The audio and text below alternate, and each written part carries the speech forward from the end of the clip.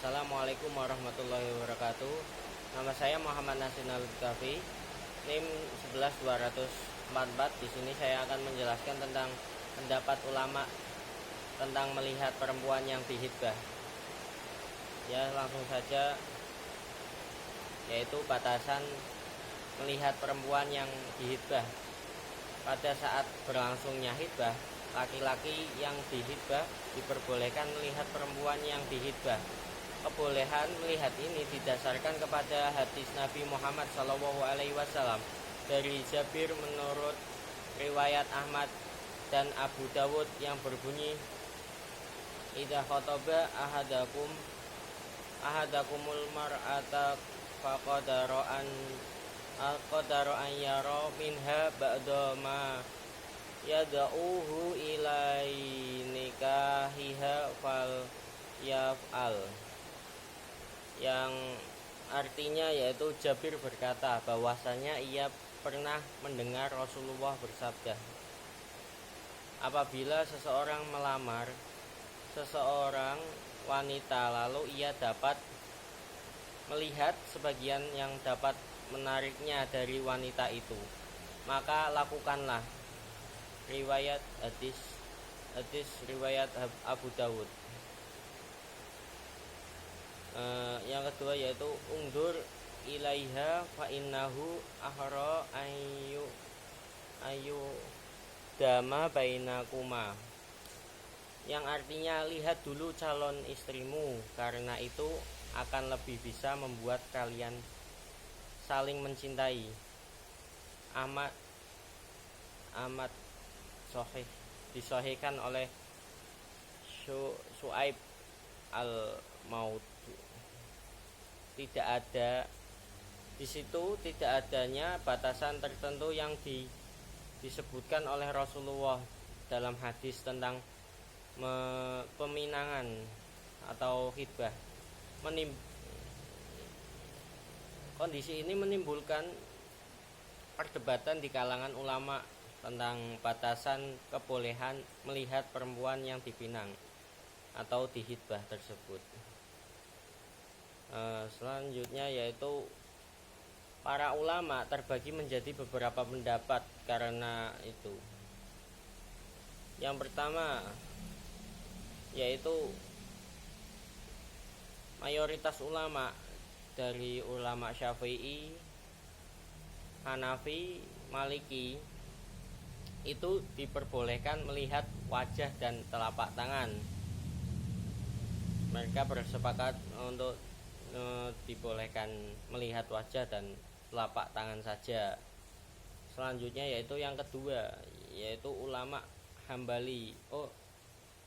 Yang tadi mayoritas ulama itu sebagian dari ulama Hambali ikut yang nomor satu. Yang kedua yaitu sebagian ulama Hambali. Sebagian ulama Hambali itu memperbolehkan melihat wajah, telapak tangan dan kaki, dan kedua kaki, hanya tambah dua kaki saja. Yang pendapat yang ketiga yaitu dari Imam Ahmad, diperbolehkan melihat bagian luar tubuh secara umum seperti wajah, leher, dua telapak tangan dan kedua kaki. Selanjutnya yang pendapat yang keempat dari Al-Uzai,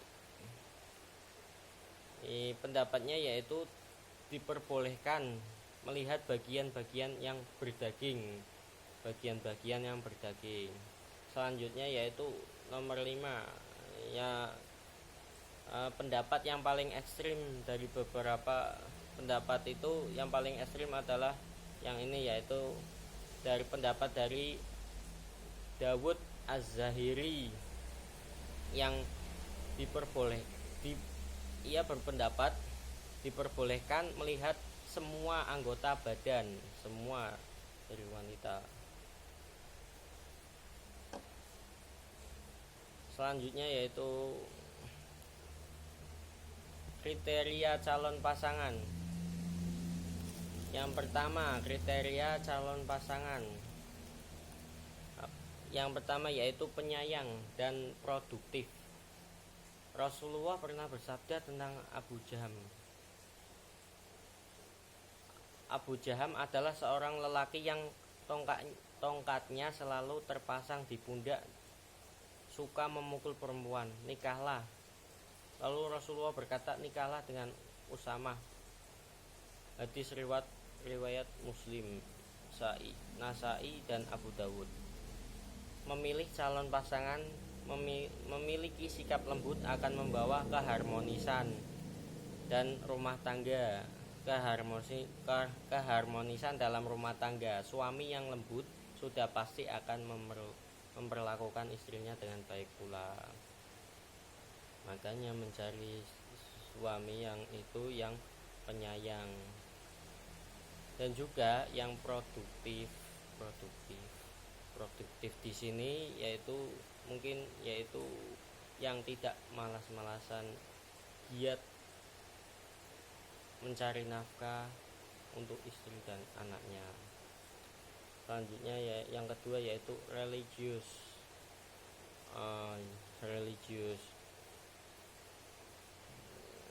Carilah pasangan yang selalu memperhatikan agamanya, sebab harta keturunan paras bukanlah jaminan suatu kebahagiaan, tetapi agama bisa menjadi pegangan yang kokoh untuk menggapai kebahagiaan dunia dan akhirat. Allah Subhanahu wa taala berfirman dalam Quran surat Al-Baqarah ayat 221 yang artinya, dan janganlah kamu menikahi wanita-wanita musyrik sebelum mereka beriman. Sesungguhnya wanita budak yang mukmin lebih baik daripada wanita musyrik, walaupun itu bukan budak, walaupun dia menarik hatimu. Dan janganlah kamu menikahi orang-orang musyrik dengan wanita-wanita mukmin sebelum mereka beriman. Sesungguhnya budak yang mukmin lebih baik dari orang musyrik, walaupun dia menarik hatimu. Mereka mengajak ke neraka, sedang Allah mengajak ke surga, dan apapun yang dengan izin Allah, dan Allah menerangkan ayat-ayatnya atau perintah-perintahnya kepada manusia supaya mereka mengambil pelajaran. Selanjutnya yaitu yang ketiga, bujang atau gadis. Bagi setiap laki-laki yang hendak menikah, yang disarankan mencari perempuan yang perawan. Namun ini bukan juga sebuah kewajiban dalam agama. Hal ini juga boleh saja berlaku untuk wanita. Mereka juga bisa mengutamakan lamaran dari laki-laki perjaka atau bujang. Hal yang menjadi alasan untuk melakukannya didasarkan pada sebuah hadis yang diriwayatkan Ibnu Majah. Hendaklah, yang artinya yaitu hendaklah kalian menikah dengan perawan, karena mereka lebih segar mulutnya, lebih banyak anaknya, dan lebih ridho dengan yang sedikit. Hadis riwayat Ibnu Majah. Hadis serupa juga disebutkan dalam riwayat Ahmad dari Anas bin Malik radhiyallahu an, bahwa Rasulullah SAW bersabda, nikailah wanita yang pengasih dan subur, karena aku berlomba dengan umat lain dengan jumlah kalian. Selanjutnya yaitu kafah yang berarti sama atau sederajat atau sepadan atau sebanding. Maksud kafah dalam perkawinan yaitu laki-laki sebanding dengan calon istrinya, sama dalam kedudukan, sebanding dalam tingkat sosial, dan sederajat dalam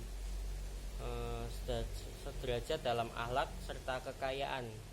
Karena itu merupakan faktor kebahagiaan hidup suami istri dan lebih menjamin keselamatan perempuan dari kegagalan atau guncangan rumah tangga. Mungkin itu saja yang bisa saya sampaikan, kurang lebihnya mohon maaf. Wassalamualaikum warahmatullahi wabarakatuh.